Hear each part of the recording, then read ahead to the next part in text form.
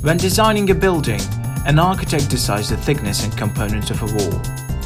Should he use thick insulation and soundproofing with a great expense, or thin insulation and no soundproofing with little expense? A good architect, in addition to the set cases and more, considers complexities of human sciences and behaviors with the decisions he has made.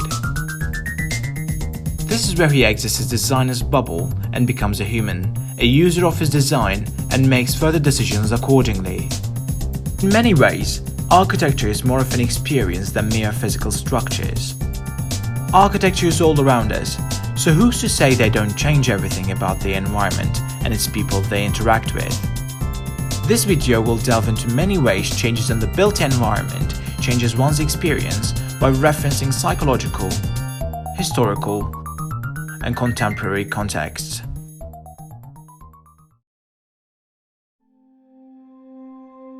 To understand why it is important to study humans and their built environment, it is important to word this act of study as architectural psychology. Architecture, as defined by the Oxford Dictionary, is the art of designing and constructing buildings.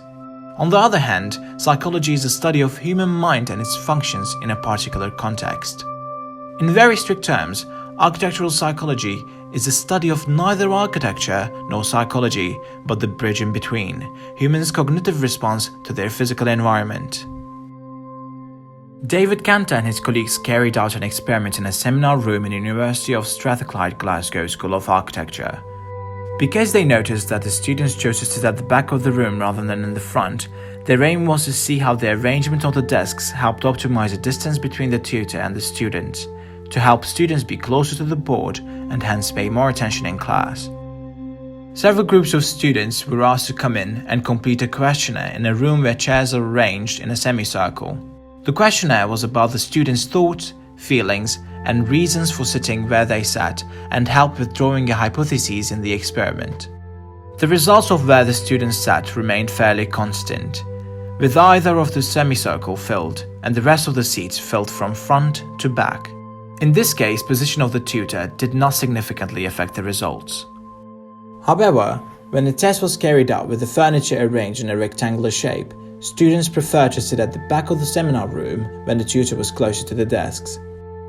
When the experiment was repeated with the tutor further from the desks, students preferred to fill the front seat. This experiment not only proved that built environment changes a user's interaction with it, but between its users as well. Another experiment assessing room friendliness by Roger Walls tells us more on how the design of a room can change one's mood. In this experiment, instead of a physical room, Walls uses drawings of two different interiors. By referencing Robert Sommer's work on chair arrangement influencing the degree and quality of interaction, he drew a room with an easy seating arrangement and another with a desk arrangement.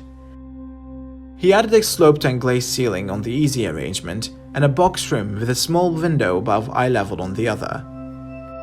The results showed that the room with the sloped and glazed ceiling was the friendliest because of its seating arrangement underneath the modern glazed ceiling, creating a feeling of intimacy and enclosure. The box room, on the other hand, was the least friendliest because of its intimidating face-to-face arrangement and the use of small, suffocating window.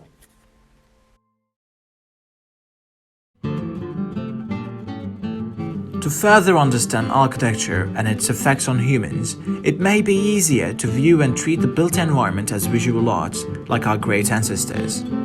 For instance, Johann Wolfgang von Goethe, a German writer and statesman, famously described architecture as music frozen in space, and music, which he names mother of the arts, as molten architecture. Le Corbusier, on the other hand, saw architecture as a play of masses brought to light, suggesting execution of ideas in the physical world. Some other great historical figures looked further in history to deduce their own understanding of architecture. Sir Henry Wotton, an English author, diplomat and politician from the 17th century, looked at one of, if not the most influential architectural philosophers in our known history, Vitruvius, to help him describe architecture as, "The end is to build well. Well building hath three conditions: commodity, firmness, and delight." Commodity is architecture housing human activity. Firmness is the building's durability and its fight against gravity, and delight is its beauty. In his book, The Look of Architecture, Witold Rybinski further elaborates on this quote by contrasting it with food. Food must be nourishing, commodity, cookable, firmness, and tasty, delight.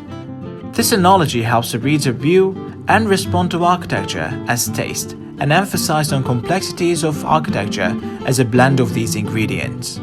Taking these three elements into account when digesting our built environment, we can begin to realize that all architecture can be art, but not all art can be architecture.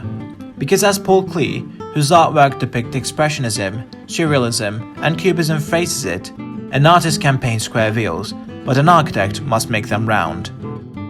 This is why habitable architecture is highly influenced by and can be categorized in art movements, but is almost never a mirror image of the art itself.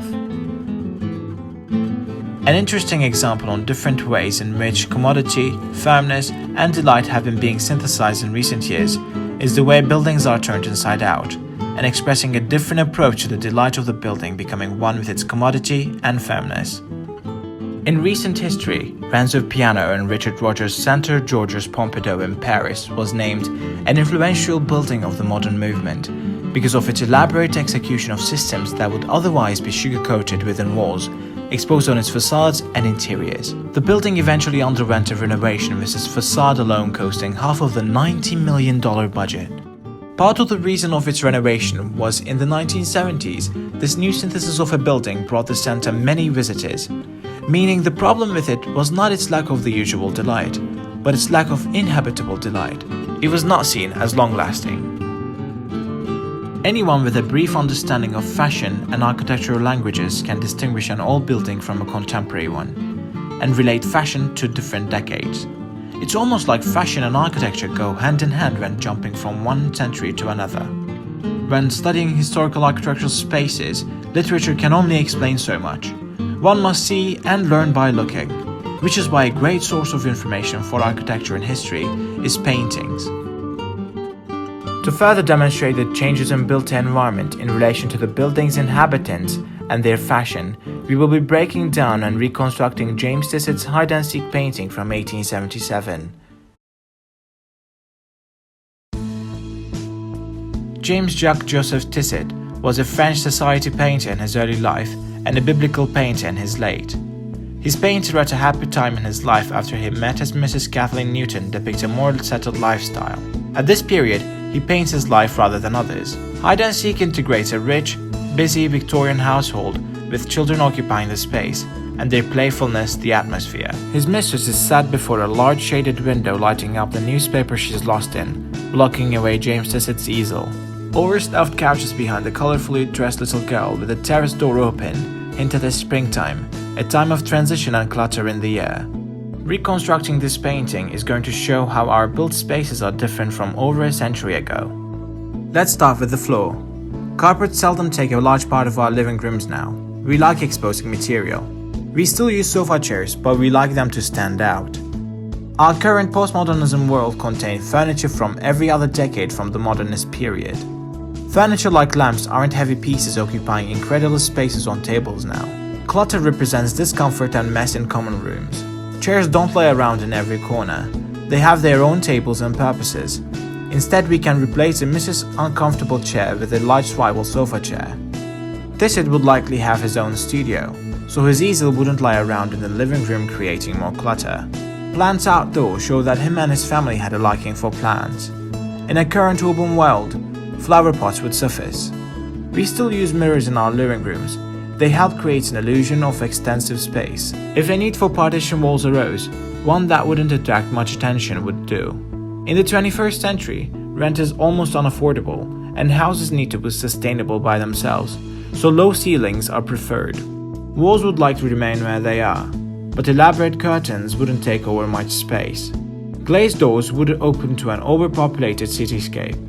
And finally, because fashion changes with architecture, people with current fashion are the last fitting piece of this puzzle.